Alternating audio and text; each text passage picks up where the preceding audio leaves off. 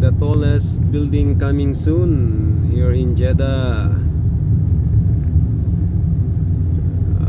Ginagawa na siya ulit.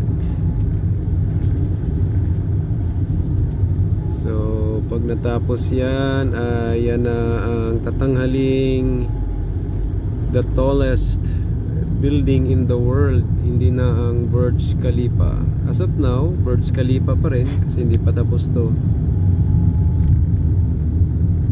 But sooner at pag natapos yan ay yan ang magiging the tallest building in the world. Meron po siyang 1 kilometrong taas. Ang Burj Khalifa po ay 800 plus lang. Okay.